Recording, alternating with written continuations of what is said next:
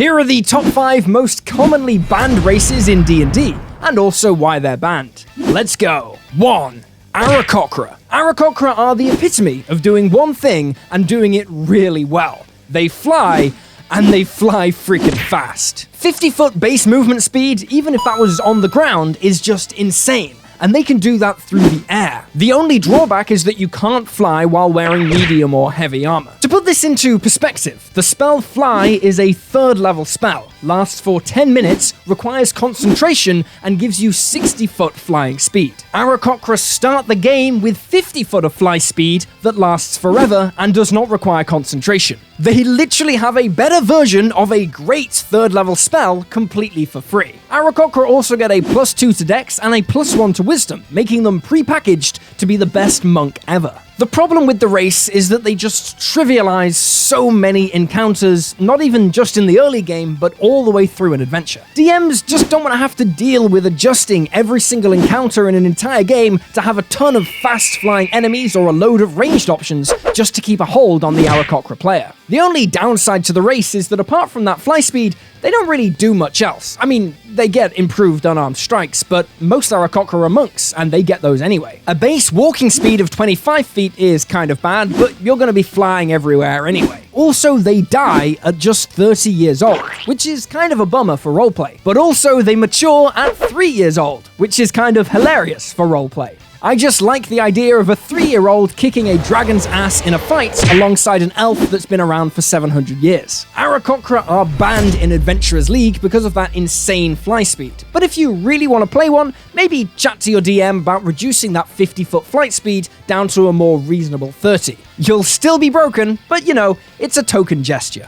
2. Pureblood yuan-ti. So not only are snake people in control of every major government, wake up people, they're also disgustingly strong in D&D. So the main reason yuan-ti are so often banned is because of their magical resistance ability. This gives them advantage on any save against spells and magical effects. From big stuff like throwing off Dominate Monster or Banishment to small stuff like dodging fireballs, this is a really powerful ability. But unlike Aarakocra, yuan-ti also have other abilities that make them insanely strong. They get straight up immunity to all poison damage, have the ever useful dark vision, and can cast poison spray and animal friendship infinite times for free, although animal friendship can only target snakes. They also get a once per long rest casting of Suggestion, a really powerful spell that can make someone do basically whatever you want, as long as it sounds reasonable. For example, saying, "Order your men to stand down so we can resolve this peacefully," is a reasonable enough idea to give to an enemy captain. Then, when everyone lowers their weapons, you can just slaughter them all indiscriminately. Which brings me nicely to the next point. Yuan-ti are so often banned because they are straight up evil. The description in D&D lore is pretty straightforward. They are evil, they are devoid of emotion, they serve only themselves. They're basically Mark Zuckerberg, the race. Now sure, you can just ignore this if you want. D&D's a game where you can change stuff after all. But some DMs like to play things by the book when it comes to lore and lineage, and for that reason, yuan-ti are often excluded from non-evil campaigns. Funnily enough, satyrs are a race in D&D that also get magic resistance and have a few other useful abilities as well,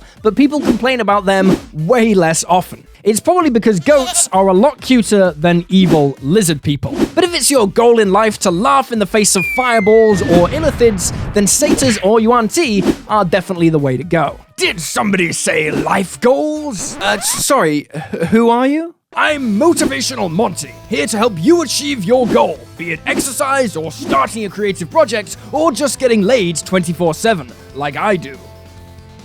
Are you trying to wink right now? And when it comes to achieving goals in a way that speaks to the nerd in us all, look no further than the Hero's Journal. It is a beautifully illustrated, crafted narrative with art that changes each day to turn your goals into a quest that progresses with you.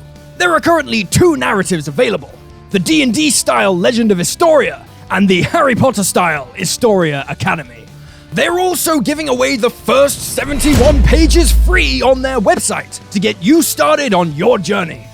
And there's a Black Friday sale going on for 30% off selective products, and you can use the code D&D Shorts at checkout for 10% off everything. Now, do you have any questions, little girl? Yeah, just the one. What are you doing in my house? Oh yes, that reminds me. Steely Sam sends his regards.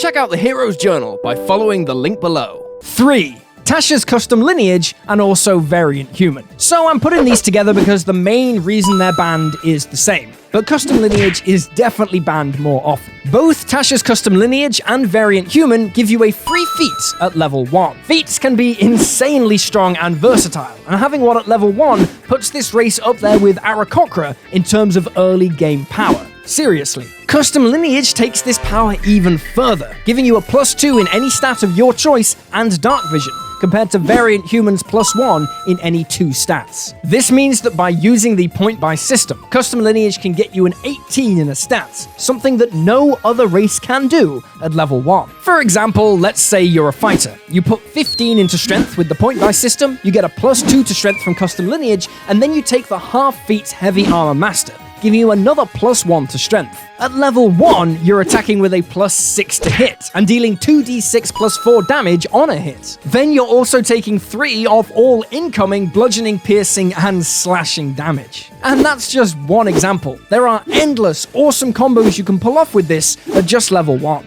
This power level has led to custom lineage being straight up banned in Adventurers League. Just way too powerful and versatile with that free feat. Number 4. Warforged. So here we have an interesting case of a race being banned, not because it's mechanically too strong in combat, but because it's absolutely broken in certain types of D&D adventures. For a start, Warforged are just really good.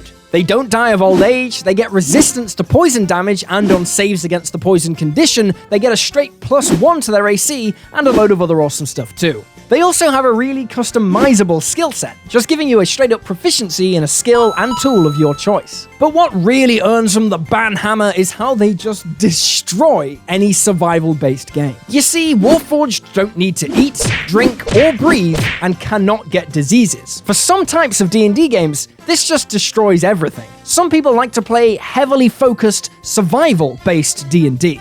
They put a real focus on hunting for food, keeping track of water and resources, and battling against the elements. Now, sure, most D&D games just ignore all of this, but if you want a gritty, realistic, brutal, and challenging D&D game where you have to fight to survive, Warforged crap all over that. Interestingly, the first level spell Goodberry is often banned for the same reason, as it just straight up negates the threat of starvation. Finally, sometimes Warforged are banned because they're just too technologically advanced to fit into the DM's vision of their world. If you're running a more realistic, low magic, medieval based campaign, you might not want to have robots walking around. 5. Tasha's Custom Origin. Tasha's Custom Origin is probably the most controversial addition to the game in the last couple of years. It basically says that any proficiency, language, or stat boost given in a certain race can be swapped out for a different proficiency, language, or stat boost. You can also change your character's subclass anytime where you would gain a subclass feature. So, for example, you could be a Wild Magic Barbarian for the first 5 levels of the game,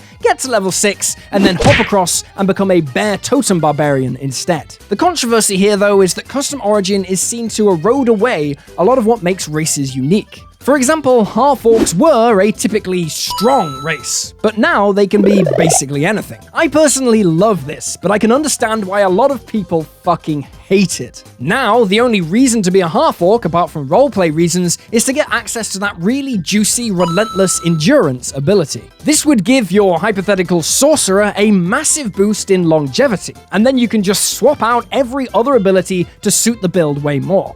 But then you have a half-orc that doesn't really have anything to do with the half-orc race, or what they're supposed to be. Again, I love it. I love the roleplay opportunities it brings, but I do understand that a lot of players, particularly players who've been playing a long time and have grown attached to the way races behave, absolutely despise it. It is both extremely powerful and is seen to rob a lot of races of what makes them unique and special. And there's the fact that it's incredibly confusing for beginners to get their heads around. For all these reasons, it is very commonly banned when DMs are dealing with character creation.